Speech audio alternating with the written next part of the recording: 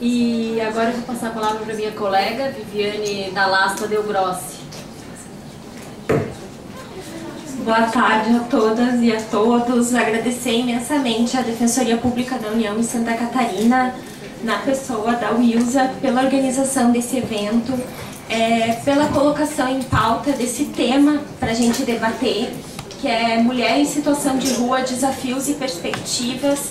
Então, agradecer e parabenizar muito a organização do evento e escutando a Janaína, eu vejo homens aqui, eu vejo, depois do que a Janaína falou, eu reforço uma fala e uma frase que eu escutei logo no início da minha atuação, que tem direitos que ou todos têm ou ninguém tem. E eu achei que, sinceramente, até chegar aqui hoje, escutar a Janaína falando, eu não tinha assimilado que o direito, esse direito da maternidade nas ruas, o direito da maternidade, os direitos humanos de um modo geral, eles se enquadram nesse ou todos têm ou ninguém tem. Segurança, não pensar, né? Segurança. Se a gente viver gradeado, se a gente viver dentro de uma grade e não tiver na sociedade em geral, o que adianta? Não adianta, a gente vai sair na rua e se todos não tiverem, a gente também não vai ter. Saúde, controle de epidemias, a maternidade mesmo. A Janaína tocou no ponto que um pai adotante veio questionar isso. Então, assim, se a gente não se preocupar com o outro, ou a gente quer que todos tenham esse direito, ou ninguém vai poder exercer esse direito plenamente, sabe? Então, é algo bem interessante. E também nos primeiros atendimentos de Pop Rua, teve a gente chama de assistido, a gente na defensoria a gente não chama de cliente. Ele falou assim, ele criticou e falou assim, direitos humanos são uma utopia. E eu falei, realmente, mas o fato da gente estar discutindo aqui hoje, isso foi em 2012, e eu retomo esse argumento. O fato da gente estar reunido aqui hoje é significado de que a gente precisa sonhar. Porque quando há 10, 15 anos atrás a gente pensou que a gente ia estar numa Assembleia Legislativa discutindo direitos das mulheres em situação de rua. Então, assim, que bom que a gente tem utopias, que bom que a gente tem sonhos. E dentro dos sonhos, eu queria dizer que essa coordenação nacional, esse nacional também é um sonho realizado. Porque a gente começou o atendimento em São Paulo, e a cada reunião que a gente saía, eu e o outro coordenador na época, o Fábio, a gente pensava, já imaginou se a gente tivesse esse atendimento especializado em todas as defensorias, em todas as unidades da Defensoria Pública da União, que é o público que existe um atendimento especializado. Então, assim, o fato da gente ter um grupo de trabalho nacional hoje, eu gostaria de compartilhar esse sentimento com vocês, que pra mim é um sonho estar aqui com vocês hoje. É um sonho realizado. Estou muito feliz. Me sinto muito grata, muito abençoada de poder escutar a Janaína, de estar aqui, de conhecer vocês. Então, assim, antes de entrar no tema da mulher em situação de rua, das peculiaridades, esse tema ele tá vindo à tona dentro de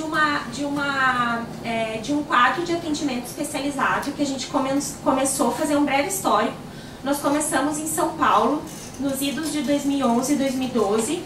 É um atendimento que ele é especializado em um local diferenciado, que é o Serviço Franciscano de Solidariedade, um local que é secular, já tem um século, que se chama Chá do Padre e tradicionalmente atende as pessoas em situação de rua.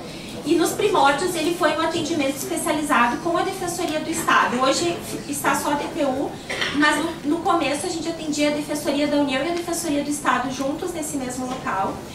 E com esse atendimento especializado, fora a questão da capacitação dos defensores que atendem lá, uma atuação mais sensível, a gente sabe da questão da confiança, do vínculo que as pessoas estabelecem com quem atende. As pessoas normalmente sabem a escala de atendimento e que é divulgada publicamente, e elas vão especificamente no dia que o defensor fulano de tal atendeu, então eles querem falar com o defensor fulano de tal, coisa que no atendimento em geral da defensoria isso não é dessa forma, porque tem uma escala de plantão que não é publicizada. Então, assim, nós conseguimos superar os entraves, por exemplo, como a Janaína falou, da questão do comprovante de residência. Nós fizemos um acordo com o juizado especial de lá, então, para ajuizar ações em prol das pessoas em situação de rua, não se exige mais comprovante de residência. A questão documental também é muito relativizada, documentos pessoais. A gente tem uma via que ela é mais rápida, então o atendimento à população em situação de rua no Judiciário de São Paulo, na Justiça Federal de São Paulo, ela tem uma via expressa, que normalmente as sentenças elas saem de entre 1 e 2 dias, é muito rápido, porque a gente sabe também que a população que está na rua não pode esperar, né? Esperar 6 meses por um direito que ela sabe que ela precisa, às vezes por conta da mobilidade, dos fluxos, a gente perde contato com essa pessoa se for muito devagar, se for muito moroso esse procedimento. Então, assim, dentro desse contexto, o que acontece? A gente tem esse atendimento às terças e quintas pela manhã, e o que a gente começou a verificar empiricamente, assim, na prática? Que as mulheres, a gente tem muito pouco atendimento feminino, muito poucas mulheres nos procuram. Então, a gente sempre se questionou, assim, o porquê que as mulheres não acessam o atendimento da Defensoria Pública em prol das pessoas, esse atendimento especializado. E aí vou agradecer ao Michel Nader, ele foi estagiário do atendimento lá do Cefras, e provocado por essas questões, né, a gênese da pesquisa dele, que é Mulheres em Situação de Rua, Desafios Jurídico-Institucionais na Cidade de São Paulo, de 2018, e eu tive acesso privilegiado a esse material que ele vai ainda publicar, mas a gênese do trabalho dele foi essa provocação do que mantém a mulher apartada do acesso a esses direitos. O que mantém a mulher apartada de saque de PIS e FGTS, que são, agora eu vou aproveitar para falar um pouco do que a Defensoria faz. Depois, no final, se vocês tiverem mais dúvidas, a gente pode aprofundar. Agora eu vou dar um panorama geral. Mas o que mantém a mulher apartada de pleitos de benefícios previdenciários, de pleitos de benefícios por incapacidade, de saque de PIS e FGTS? Será que essa mulher, ela não está no mercado de trabalho? Será que essa mulher ela não fica doente? Então, foi essa a gênese do trabalho dele, investigar essas questões.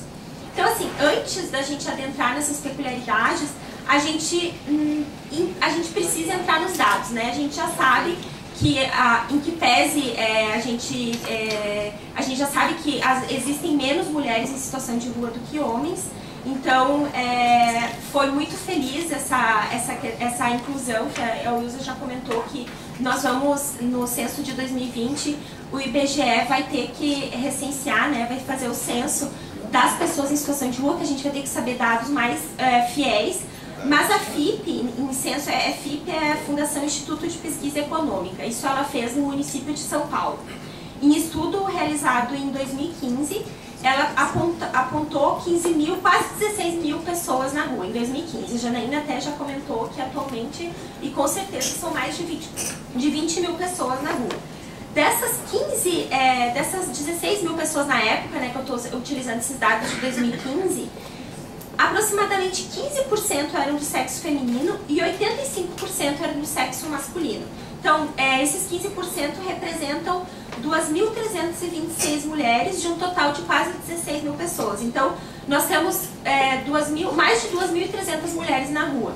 Então, ainda que a gente considere que existem menos mulheres em situação de rua, não justifica o fato de, em todo o atendimento, de todo o tempo de atendimento da Defensoria Pública da União, a gente não ter, talvez, eu acredito que não chegam a 20 mulheres que têm nos procurado, assim, não tenho os dados aqui comigo, mas é muito pouco, é ínfimo, assim, a presença das mulheres no atendimento. Recolhidos também, né, das 200 que a gente pensou, eram 3. E daí, nesse censo, ele faz essa distinção. Dessas 2.326 mulheres, cerca de metade está na rua, 1.100 estariam na rua, e 1.216 estariam em centros de acolhida. A faixa etária média, esse censo ele teve vários recortes. Eu estou comentando algo por alto, estou olhando aqui que eu não decorei aqui os números, mas a gente vai dando assim, vai enfatizando os dados mais relevantes. A faixa etária média é de 43 anos entre o total de pessoas acolhidas e de 40 anos entre as que estão na rua. e do grupo feminino a média de idade é de 37 anos. Então existem as mulheres mais jovens, as mulheres na rua são, em regra, mais jovens do que os homens. E isso indica que a maior parte da população ela está em idade economicamente ativa, né? Dos 18 aos 55 anos de idade, e em idade economicamente ativa, dos 18 aos 55 anos, em idade madura, dos 26 aos 55. E além disso, também se verificou que a proporção de mulheres nas faixas etárias a partir de 50 anos é menor do que a dos homens. Então as mulheres idosas elas estão menos na rua do que os homens idosos. E da população acolhida, 73% declarou já ter dormido na rua. Então assim, tem um fluxo de permanência entre rua e acolhimento. E sobre isso, eu quero fazer um destaque entre essa terminologia pessoas em situação de rua e população de rua. Na semana passada, a gente fez um atendimento, fizemos 2 atendimentos nas últimas 2 semanas, até em homenagem ao mês da mulher, né? Nós fizemos 2 atendimentos extraordinários em centros de acolhimento especializados para mulheres em São Paulo. E me chamou a atenção que a gente sempre acha que é um termo já consolidado da pessoa em situação de rua.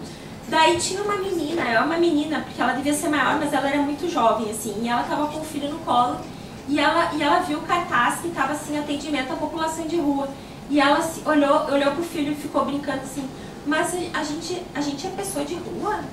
Ela me perguntou assim, mas eu sou pessoa de rua? E ela, ai filho, a gente não é mendigo, né filho? E assim aquilo me causou, porque assim, essa terminologia população em situação de rua diz respeito a essa constante alternância entre centros de acolhida e permanência nas ruas. Então por isso que se engloba isso tudo e por que se faz essa distinção entre pessoas em situação de rua? Como a Janaína falou, em razão da complexidade, da heterogeneidade de tratamento, que uma política homogênea não atende à população em situação de rua. Porque tem pessoas em situação de rua que fazem 1 ano que estão na rua, tem outras que fazem 15 anos. Então como que uma política pública vai atender de forma igual uma pessoa que acabou de entrar na rua e outra pessoa que faz tempo que está na rua, uma que de certa forma voluntariamente permanece, né, pelo sentimento de liberdade que às vezes pode faltar. Então assim, essa nomenclatura é utilizada dentro desse contexto, né, dessa alternância e dessa complexidade das pessoas que vivem nessa situação, que exigem um cuidado todo especial. Então assim, isso foram os dados de São Paulo que a gente verificou, e dos municípios brasileiros, cerca de 77% do total dos municípios brasileiros não conta com levantamento sobre o tema. A última pesquisa oficial, ela é datada de 2008, que foi coordenada pelo Ministério do Desenvolvimento Social, apontando que ela envolveu 71 cidades, com mais de 300 mil habitantes e as capitais, e que em 2008 apontou 31.922 pessoas em situação de rua. Mas assim, só em São Paulo hoje em dia já nós temos mais de 20 mil. E a partir de então, o Ministério do Desenvolvimento Social, ele conta com os censos, com os dados coletados pelas secretarias municipais. Só que o interessante é que 77% dos municípios atualmente não enviaram dados para o Ministério. Então, ou seja, essa questão da inclusão no censo de 2020, ela não é só para saber como que nós vamos pautar políticas públicas, como que nós vamos desenvolver políticas públicas, como que nós vamos destinar orçamento, se a gente não sabe quantas pessoas vão precisar vão acessar essa política, vão precisar. Então, toda o censo do IBGE, ele vai pautar, ele vai nortear as políticas públicas que precisam de dados para ser efetivadas e levadas a cabo de forma concreta, né? Que por isso que a gente festeja essa ação civil pública que obrigou o IBGE. E nesse sentido, em relação aos dados de Santa Catarina, foi bem interessante que a Wilza me passou esse diagnóstico participativo que a Aline já apresentou. Então assim, eu fiquei bem positivamente impressionada com a realização desse diagnóstico social participativo. Enquanto a gente não tem dados oficiais, eu acho que é uma ótima forma de a gente começar e também da gente pautar não só números, mas questões das pessoas, né, que também entraram nessas perguntas. E dentre o material aqui eu só queria destacar que aqui em Santa Catarina, aqui dos municípios que foi feito, foi Florianópolis, Palhoça, Biguaçu e São José, isso. Que eu falei da terminologia em população de rua aqui, ó. 65% dos entrevistados já estiveram acolhidos em albergues ou casas de acolhimento, mas apenas 7% dos entrevistados estavam abrigados em instituições no momento que responderam à entrevista, 90% desses abrigados no município de Florianópolis. Então, por isso essa terminologia. Quanto à questão dos dados também... Tem essa questão também, por exemplo, quem não estava na rua, mas esse não podia acessar na época, né, o Sincope. Então, os pesquisadores, que eles tinham o dinheiro, eles estavam pagando aluguel, mas eles eram barrados porque eles não eram porque não estava acolhido e não estava na rua, sabe? Em transição, sim. E aí 60% dos entrevistados já relataram ter sofrido violência em situação de rua, sobretudo violência institucional. O que é violência institucional? Violência institucional é aquela exercida pelos próprios serviços públicos por ação ou omissão. Então isso é importante. Então assim, retomando, voltando aqui, uma curiosidade que o Michel ele menciona no trabalho, que retomando agora a questão das especificidades da mulher em situação de rua e tentar desvendar um pouco das razões dessa falta de acesso, desses atendimentos, de busca da defensoria e tudo mais, desse acesso à justiça em última análise, é uma curiosidade de trabalho que ele menciona que ele tinha um tópico específico, que era a violência contra a mulher em situação de vulnerabilidade. E ele foi percebendo ao longo da pesquisa, do aprofundamento dos estudos, que esse capítulo ele ficou redundante, porque a violência ela permeava todas as sessões do trabalho. Então, assim, ele eliminou esse subcapítulo específico porque a questão da vulnerabilidade de gênero, a vulnerabilização dentre o gênero da mulher em situação economicamente vulnerável, ela era somente agravada dentro de uma violência estrutural que a gente sente, né, que a gente participou. Teve um seminário agora dias 14 e 15 em São Paulo sobre a questão do gênero, era a questão das mulheres em espaços de poder e decisão. E o quanto essas questões são comuns às mulheres de um modo geral. Então, assim, a questão da vulnerabilidade é só mais um agravante dentro dessa violência de gênero que todas nós sofremos. Eu acredito que se a gente pudesse parar aqui para ter um espaço, eu tenho certeza que cada uma de nós tem um episódio de violência ou de violação de gênero que já tenha sofrido e que, enfim, né? Mas essa questão da discriminação e da mulher vulnerável, ela só permeou todas as sessões.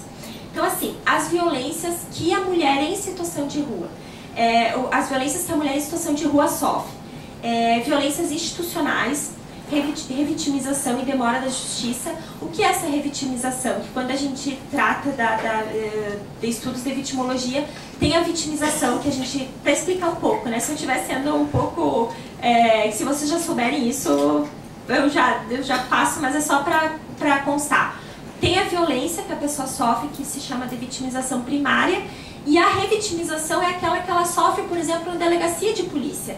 Quando ela tem que contar a história dela, que o local não é preparado para o atendimento da mulher que sofre violência, e talvez numa mesma ocasião ela tem que contar e recontar a história dela tantas vezes quanto a ferida dela vai sendo aberta também. Então, assim, é um atendimento que ele não é pensado para não revitimizar essa pessoa. Então, a violência institucional ela é causada por essa vitimização secundária, que é quando a pessoa tem que lidar com a denúncia, mas para pessoas não qualificadas. E a questão também da demora da justiça, que é o que eu falei, que lá em São Paulo a gente está tentando minimizar, fazendo esses convênios e tudo mais, mas que também a questão da justiça em si, por que hoje é o momento e a Defensoria Pública da União em Santa Catarina está sendo pioneira nesse debate? Porque o acesso à justiça ele não é simplesmente o acesso ao judiciário. O que a gente está fazendo hoje, a gente tem que avançar nesse atendimento à população de rua. O acesso a direitos, o acesso ao judiciário é só uma faceta. E a defensoria e nós, como rede, né, como tecido social, a gente é muito maior. Então, esse acesso à justiça, essa discussão de atendimento à população de rua, ela tem que ser para além do judiciário. E é nisso que a Defensoria Pública da União de Santa Catarina, pautando esse debate, ela é pioneira, porque a gente precisa realmente avançar nesses temas. E assim, a violência de gênero, né, em relação à questão da violência que a mulher em situação de rua sofre, potencializada por sua condição socioeconômica, ela é vista não raro como prostituta, com a necessidade de adotar um parceiro para sobreviver, um homem protetor que também acaba por violentá-la, né, por violentar essa mulher. Então, a gente percebeu, depois eu vou passar um vídeo de um site que se chama Marias das Ruas, que se fala sobre isso. Então, esse homem protetor, que talvez é ele, eu vou comentar isso agora nos próximos, na minha exposição, mas é ele que vai falar em nome da mulher. Então, assim, o machismo na rua, ele é muito mais exacerbado, porque essa mulher, ela fica dependente, inclusive, para falar, para se pronunciar em relação a esse homem. Ela não tem nem voz para procurar os seus direitos. Ela fica totalmente dependente dessa figura masculina para exercer sua cidadania, né? Que, ao fim e ao cabo, é isso. Então, assim, essa questão... porque ela sofre, o que a gente verificou, assim, que se ela não tem essa pessoa que ainda a violenta, ela vai sofrer de todos, né, infelizmente, assim, né, é muito difícil. E, assim, a questão da mãe na rua, que eu não vou nem entrar muito no mérito, que a Janaína já conseguiu, assim, ir com muita propriedade e foi muito bom. Então, a questão da mãe na rua, que é um problema por conta dessas destituições do poder familiar, da maternidade, e em relação à questão do acolhimento também. Aqui em Santa Catarina, a gente estava conversando antes, eu não sei nem se talvez seja um problema que vocês ainda vão enfrentar pela ausência de acolhimento específico, né, de locais para acolhimento específico a mulheres em situação de rua. Mas em São Paulo a gente tem tido uma dificuldade, que são a questão das transferências do centro de acolhida da mãe, da mulher que tem filho. Porque, assim, a legislação, agora nesses atendimentos que a Defensoria fez, junto com a Defensoria do Estado também, eu pude saber de fato como acontece isso. Então, assim, a legislação municipal em nenhuma normativa ela prevê essa questão da transferência dos albergues, dos abrigos, do centro de acolhimento. Não tem previsão de transferência periódica, digamos assim. Fica um tempo e a pessoa é transferida. Mas a gente escutou muitos relatos de mulheres com filhos que em 2 anos elas foram transferidas para 6 locais diferentes. E o que isso implica? Implica que o filho dessa mulher em idade escolar, ele foi transferido 6 vezes de escola, porque ela transfere de um bairro para o outro, que fica distante da escola, dificulta a vida dessa pessoa. Então, assim, todo mundo, eu acho que não precisa ter filho, né, pra gente pensar o que é a quebra do vínculo de uma criança que está se ambientando na escola, que está se familiarizando, que está se afeiçoando ao professor, aos colegas, e aí dentro de curto espaço de tempo tem que trocar, tem que ser deslocado. Então essa questão dessa violência também, essas transferências compulsórias que acontecem de fato e não de direito, né, que ao fim e ao cabo elas não existem na teoria, mas na prática elas existem. Então, assim, razões do menor número de mulheres atendidas pela Defensoria. Então, suposições e constatações, né? Eu fiz esses suposições e constatações porque tem algo que está no campo da suposição e outros que a gente já constata que deve ser isso mesmo. E assim, o número de mulheres atendidas pelo GT, né, pelo GT a gente chama de grupo de trabalho, é expressivamente menor que o dos homens. Uma delas, que foi constatada na pesquisa do Michel, é o fato das demandas terem sua natureza ligadas ao universo do trabalho. Então, assim, a gente atende lá em São Paulo muito saque de PIS e FGTS. Por quê? Porque a gente desenvolveu uma teoria extra-legal e que o judiciário tem acatado, que é o saque do PIS e FGTS fora das hipóteses previstas na lei, que é em casos de miserabilidade, que é em casos que a gente chama de miserabilidade ou extrema vulnerabilidade, que as pessoas, por precisar desse dinheiro para sua condição de vida, então conseguem numa hipótese que está fora da lei. Então, assim, ou a mulher, ela tá fora do mercado de trabalho mesmo, ou ela trabalha informalmente, ela trabalha na economia informal. E quando essa mulher, ela tá no mercado de trabalho, tem a questão da maternidade também, porque a mulher acaba se envolvendo muito mais na criação dos filhos do que o homem. E lá em São Paulo uma questão é a falta de creches, então a mulher acaba não tendo com quem deixar o filho para poder entrar no mercado de trabalho de formalmente, né, e ter todos os direitos que são assegurados. Então a falta de creches é uma questão, a questão de ser mais, participar da economia informal. E vivendo essa questão das razões dela cessar menos o atendimento, que eu já comentei, que é a submissão do próprio corpo, né, que não deixa de ser uma forma de violência, que a Janaína já falou da masculinização dessa mulher para sobreviver na rua. E também depois nesse site tem muito material para pesquisar e para estudar.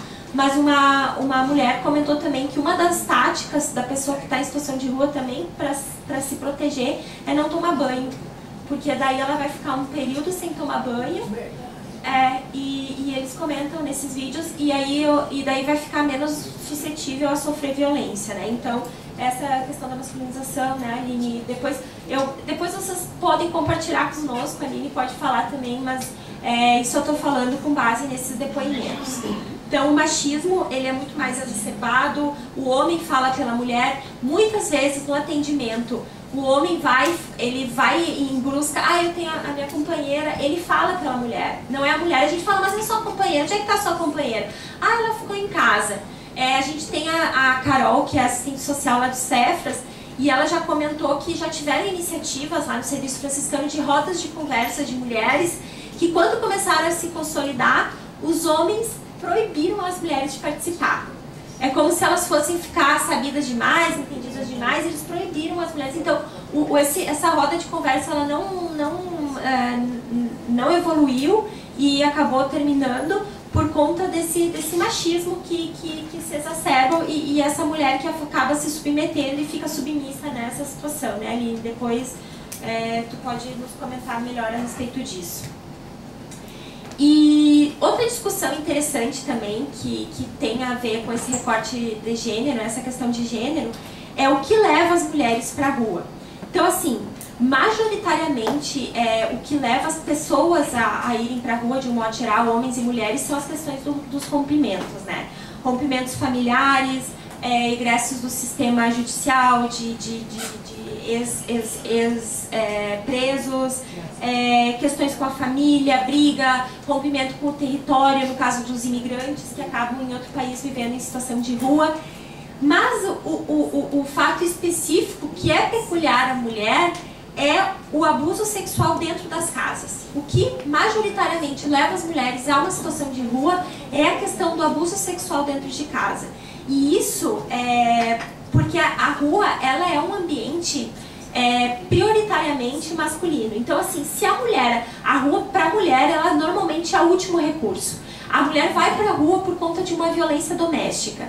O homem normalmente vai para a rua por conta de uma falência. Uma falência naquele sistema do homem provedor, ele não se vê mais com condições e acaba indo para a rua, mas de uma forma muito mais naturalizada, digamos, não é o último recurso. Se a mulher vai para a rua, é a última recurso que ela visualiza, e se ela foi para a rua é porque a situação em casa não era melhor. Então, assim, por isso que a questão, eu nunca tinha, estou compartilhando alguns enfoques que eu nunca tinha visualizado isso, eu nunca tinha me dado conta de que a violência contra a mulher, a violência doméstica, tem tudo a ver com a mulher em situação de rua, né? É algo que se relaciona e correlaciona. Por isso que o combate à violência doméstica, em última análise, também é uma forma de prevenir que a mulher vá para a rua. Então, assim, é algo bem interessante da gente tratar, porque tem a Lei Maria da Penha, enfim, que eu não vou entrar nessas outras questões que hoje não é bem o foco, mas que a Defensoria também está disponível para esclarecer, né? Então, é isso. Então, se a mulher está na rua, porque ela já sofreu uma violência. Então, a mulher que está na rua, ela é uma sobrevivente. porque ela já foi violentada em casa e ela continua sendo violentada e é por isso que a gente merece, a gente precisa voltar nosso olhar para tentar um pouco minimizar e melhorar essa situação, essas condições, né? E os dados, novamente, para finalizar essa parte, eu já passo para uma parte mais interessante, assim, na minha opinião, que é escutar também essas mulheres, né? Que, segundo o levantamento da FIP, né, desse que eu comentei de 2015, pelo menos 55% da população de rua de São Paulo egressa do sistema carcerário, nessa questão dos rompimentos que eu estava falando. Nas ruas, 84% faz uso de substâncias psicoativas, sendo o álcool a mais utilizada. E assim, a Janaína já discorreu longamente sobre isso, mas vamos combinar, né? Quem que tá na rua que consegue ficar sóbrio, né?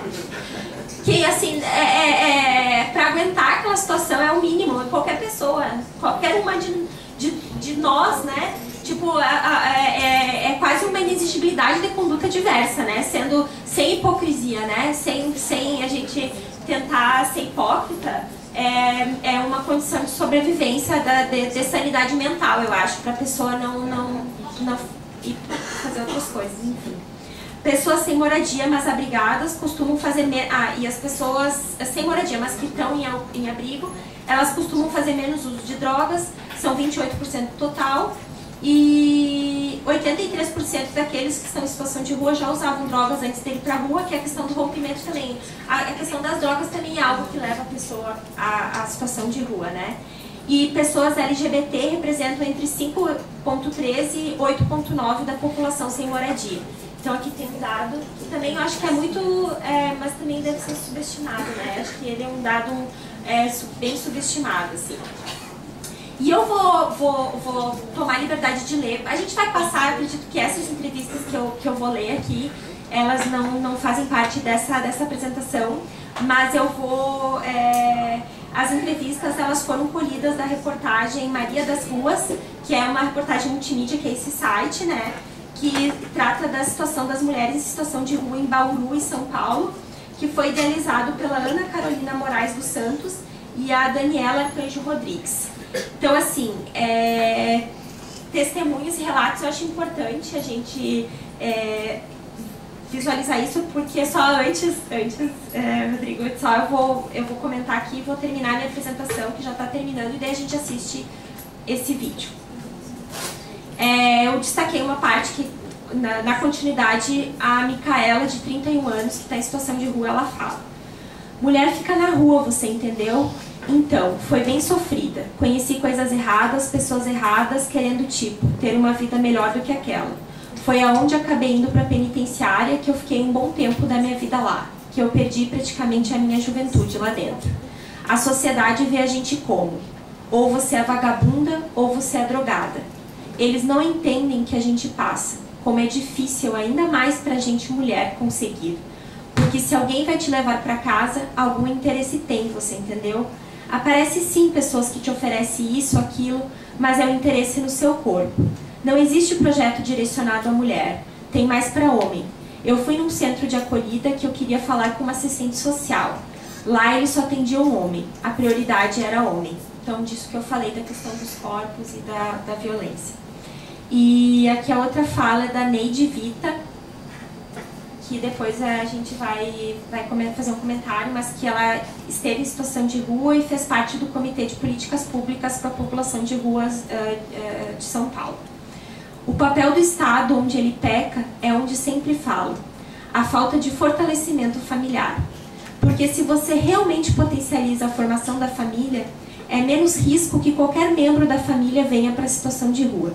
Quando você, por exemplo, vê uma mulher idosa em situação de rua, você pode perceber que todas as políticas públicas falharam, da mulher e da idosa.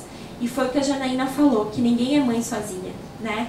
Ainda mais nessa situação, a gente como mãe, ninguém consegue fazer nada sozinha, a gente precisa dessa rede social. E acho que muitas das coisas que a gente perdeu como sociedade foi a perda dessa interação, desses vínculos sociais, né? Então, de um modo geral, mas que é muito mais agravada para as pessoas que estão em situação de rua. aqui as peculiaridades, eu já falei das rotatividades dos centros de acolhida e da situação das crianças, e a necessidade de uma... fortalecimento. Só estou retomando a Lei Maria da Penha, que é a questão que eu comentei da mulher em situação de rua e a questão da violência doméstica. Só estou retomando aqui os meus apontamentos, ver se está faltando alguma coisa.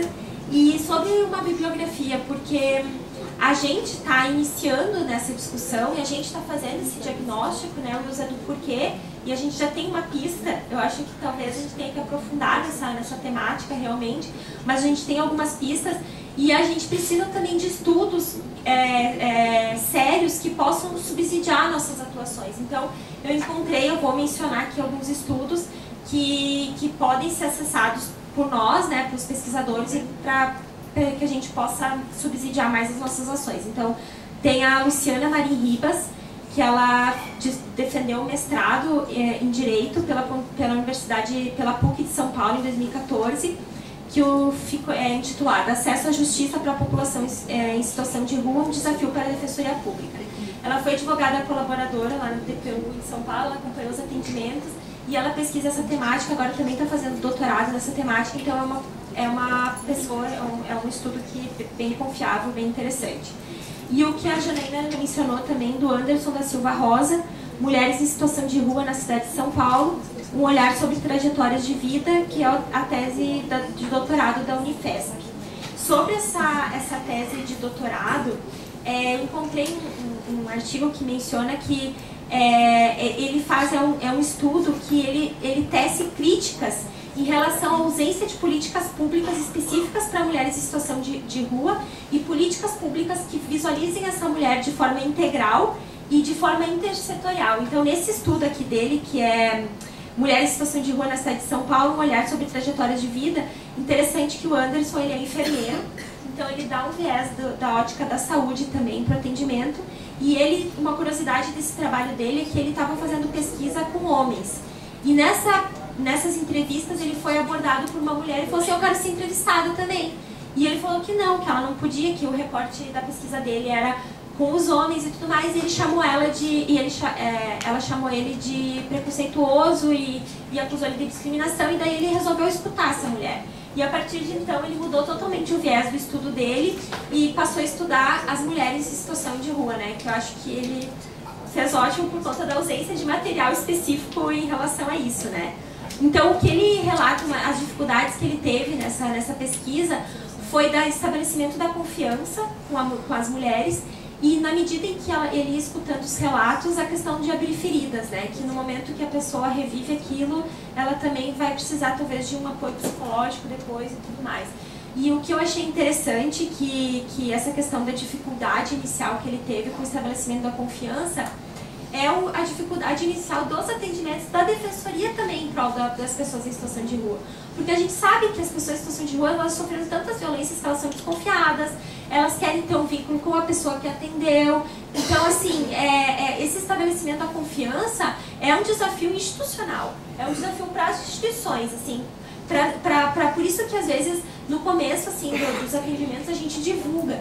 Mas a melhor divulgação do atendimento é o boca a boca, é o depoimento da pessoa que conseguiu o benefício, que conseguiu o que precisava, que vai repassar para os seus companheiros, para os seus parceiros. Então, assim, a melhor propaganda em relação ao atendimento, à divulgação da nossa atuação, é o depoimento, é o que as pessoas em situação de rua, a informação que elas repassam, porque esse estabelecimento do vínculo, ele realmente é um desafio.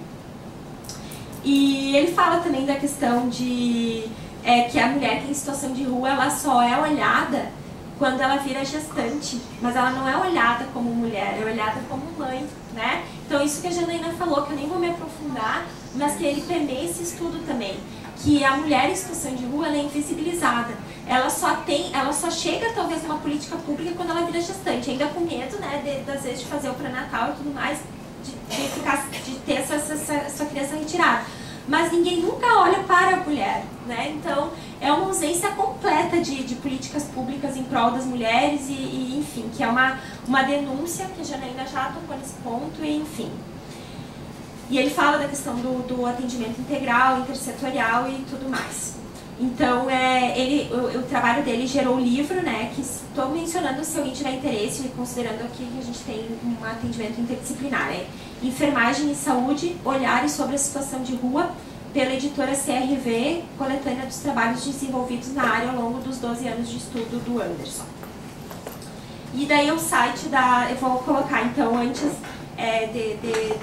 vou finalizar só dizendo que assim, esses diagnósticos, essas discussões, essas constatações, esses encontros, elas que vão além dos dados, esse nosso momento aqui hoje, que a gente vai poder depois ouvir vocês também, eles são importantes para pautar a atuação das instituições, para ver em que vale a pena a gente empreender nossos esforços, em que vale a pena a gente investir energia em prol de vocês, né, em prol das pessoas em situação de rua. Então assim, da forma que a gente possa compreender em que a gente pode somar na atuação do movimento nacional, em que a gente pode contribuir e no que a gente pode se unir a esse debate. Então, esses momentos aqui, eles têm essa relevância de nos guiar depois da nossa atuação, do que a gente vai poder desenvolver e fazer. E também tem outro último aqui que eu tô passando nas coisas, estão brotando as coisas, quando eu penso que vai terminar, não terminou! Agora tem mais aqui, ó, tem um estudo da Isalene Thiene, mas agora tá no final mesmo, tá? Agora não é pegadinha do malandro aqui, ó. Da Isalene Thiene, que é Mulher Moradora de Rua, Espaços e Vivências, que é um estudo que ela fez na dissertação de mestrado dela também, na cidade de Campinas. Que ela falou assim, ó, constato, eu só vou ler rapidamente aqui a parte do resumo, que ela falou assim: constato que as jovens estão na rua por sucessivos processos de desorganização familiar. As mais velhas apresentam uma certa intencionalidade ao estar nas ruas e a maioria das entrevistadas mantém vínculos com os filhos e alguém da família de origem. Todas vivem com e sob a proteção de um homem, mais para reforçar o que a gente falou aqui, né? Todos os estudos convergem, né, nessa questão. Todas vivem com e sob a proteção de um homem em um grupo misto e bastante heterogêneo, que denomino de grupo família, segundo o que suas falas sugerem. Essas mulheres reconstituem, daí ela fala que as mulheres reconstituem imaginariamente, nos lugares onde elas se alojam, a figura dos papéis domésticos tradicionais. E por isso talvez que ela fique em casa e o homem vá talvez procurar os direitos, acessar os direitos, mas a gente tem que ter consciência e despertar para isso e avisar as nossas, que a gente precisa ter voz, a gente precisa ir em busca, porque para não ser novamente enganada, para ter consciência dos direitos que a gente tem. Então, é isso, tá bom? Agora a gente vai assistir o vídeo e como a gente...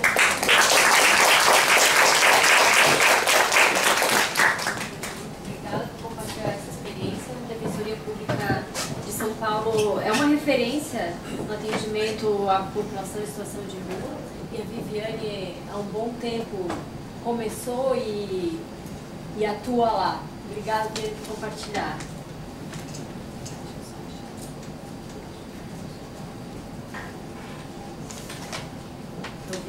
É um vídeo, eu só estou achando que tem uma parte que é da apresentação, que eu só vou... Está em algum dos 3 tópicos.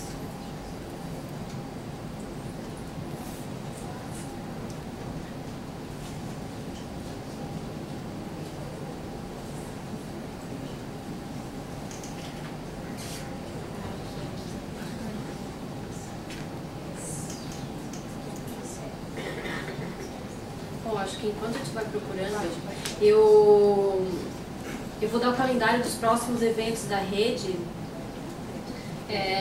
em comemoração ao mês da mulher. Dia 22, agora de março, vai ter uma exibição de filme em Joinville. Vai ser no auditório Bloco F da UDESC.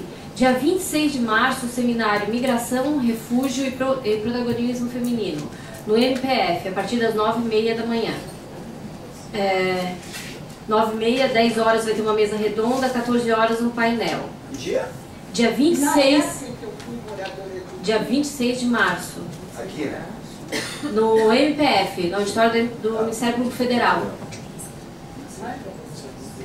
Dia 1º de abril, na UFSC, auditório do CFH, construções de masculinidades. O que tem a ver com isso? E o encerramento vai ser dia 4 de abril. Dia 26 é às 9 da manhã. Começa às 9 da manhã, 9h30 da manhã, desculpa, abertura. 10 horas mesa redonda, 14 horas painel Migrações e Direitos Humanos e 16 horas uma feira cultural, multicultural, no Ministério Público Federal. E dia 4 de abril nós vamos ter um encerramento, ainda não está confirmado a palestrante, no auditório da Justiça Federal, que é o encerramento de todos esses eventos em comemoração ao Mês da Mulher.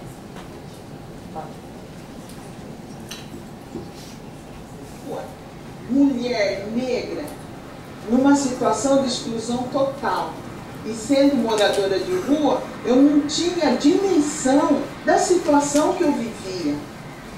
Eu tive contato com mulheres em situação de rua nesse trabalho no Centro Pop.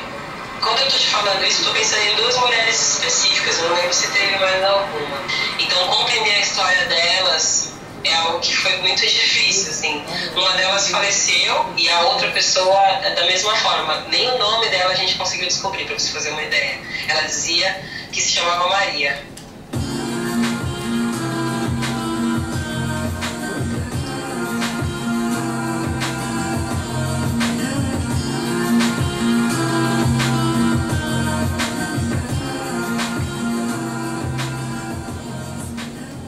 Situação, inclusive, de violência contra a mulher, a situação do não atendimento adequado à saúde da mulher, isso contribui para que, essa situação agrave. Então, eu percebo um aumento das mulheres.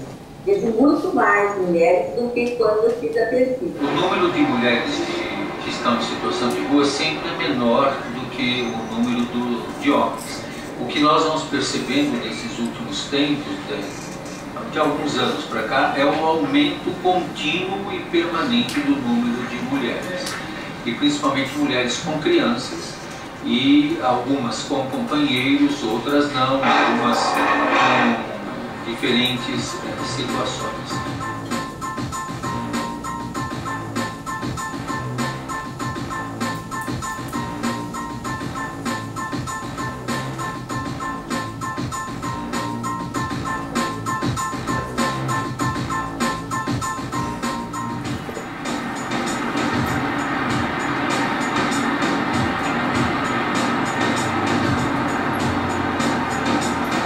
Ana Paula Sônia Oliveira Reis, 23 anos, sou mãe de 4 filhos, residente de rua há 15 anos. Meu nome é Micaela, tenho 31 anos, sou moradora de rua, ex-presidiária, negra e mulher. Meu nome é Eunice, eu tenho 57 anos, 2 filhos, um neto, nasci e me criei aqui em Bauru. Meu nome é Samara, eu tenho 30 anos, eu saí da situação de rua e hoje eu moro na ocupação.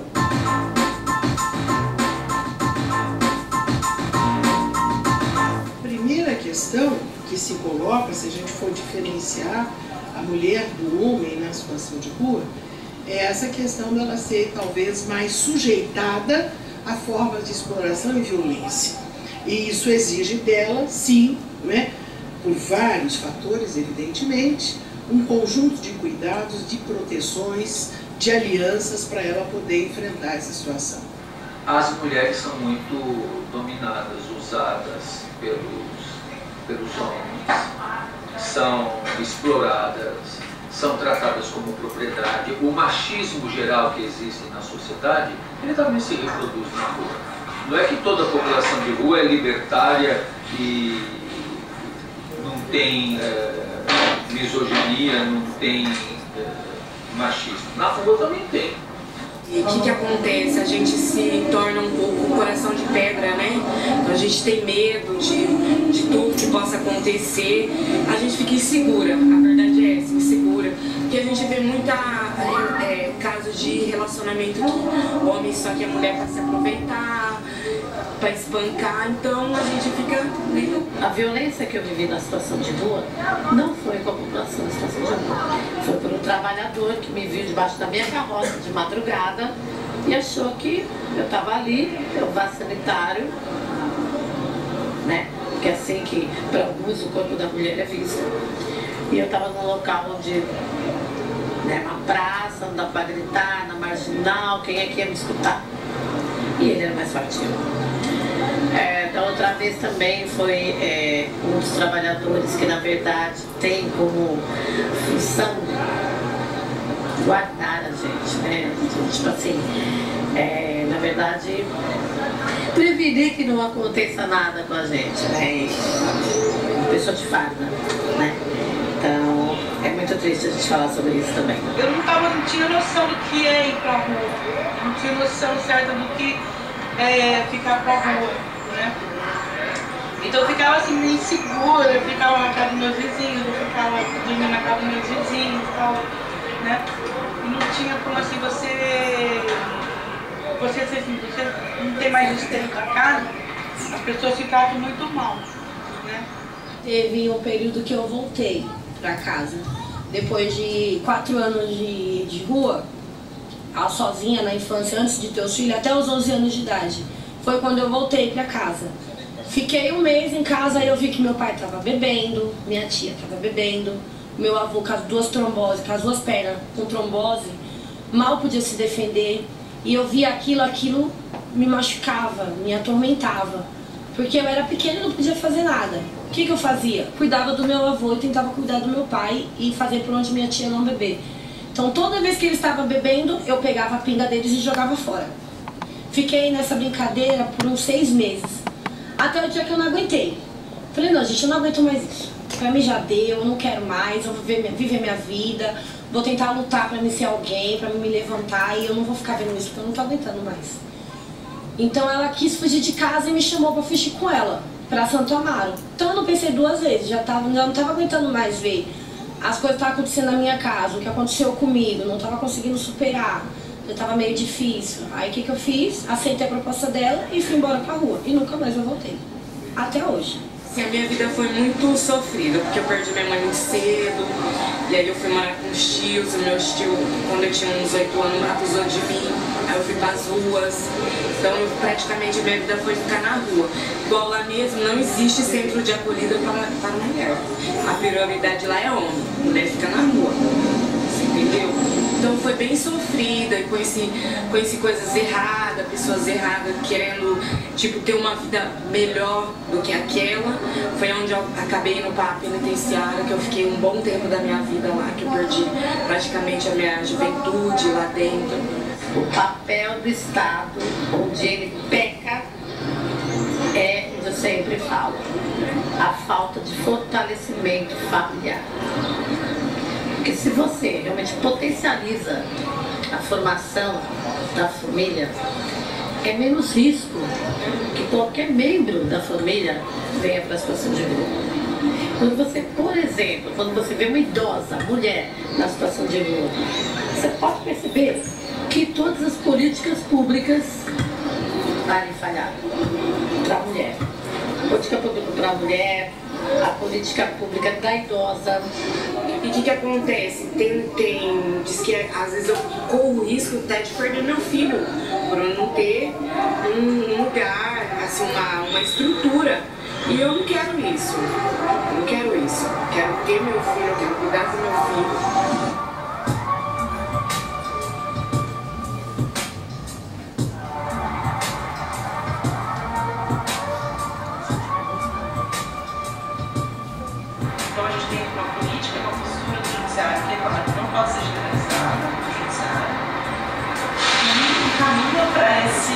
Essa adoção, né? O caminho é para a separação de mãe e bebê. Manter mãe e bebê juntos, manter mãe e filhos juntos, quando a criança é pequena, é quase como considerado não existe essa teste da política, ele prevalece, né, diante do que seria a garantia dos direitos tanto da mãe quanto da criança. A mãe ela não é enxergada nessa coisa, e não é enxergada como que o direito da criança não estão juntos. Se a criança tem direito a ter uma infância sadia, um desenvolvimento, um saldo de moradia e educação, por que a gente coloca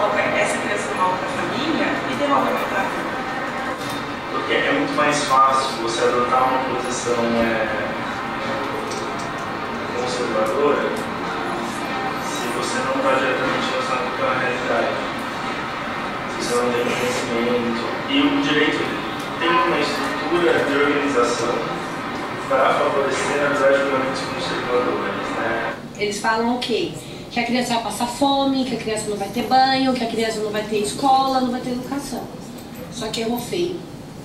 Porque hoje em dia, o morador de rua faz de tudo para cuidar do seu filho. Então eu me sinto capacitada sim. Porque antes de eu ir pra rua, eu também tinha um lar. Eu também tinha uma casa, eu tinha uma família.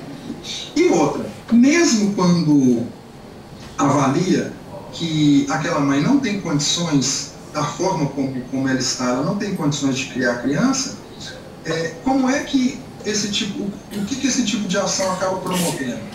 Ele promove um descaso em relação à família, porque fala-se da proteção à criança, mas por que não proteger a família? Né? Então aquela família devia ser protegida, porque quando você protege a família, você protege também a criança e garante um outro direito da criança, que aí muitas vezes ele está sendo negligenciado, que é em relação ao direito à convivência familiar. A criança tem esse direito, então abre-se mão desse direito, utiliza-se a justificativa da proteção integral da criança, mas afasta ela da família. A sociedade vê a gente como ou você é vagabunda, ou você é drogado. Eles não entendem o que a gente passa, como é difícil, ainda mais pra gente mulher conseguir. Porque se alguém vai te levar pra casa, algum interesse tem. Entendeu? Aparece sim pessoas que te oferecem isso, aquilo, mas é um interesse no que? No seu corpo. Não existe projeto direcionado à mulher, tem mais pra homem. Então é como se eu fui num centro de acolhida que eu queria falar com assistente social, e lá só atendia homem. Eu falei pra ela, mas a prioridade aqui é homem, não mulher. Quer dizer, a mulher pode ficar na calçada, a mulher... E aí?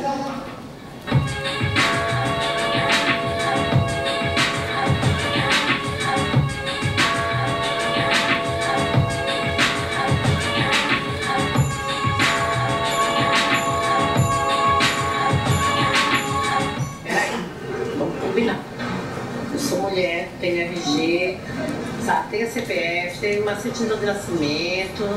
Cara, eu sou uma cidadã. Pera aí, não é assim que eu tô fazendo. Eu tô aceitando uma condição que não é minha.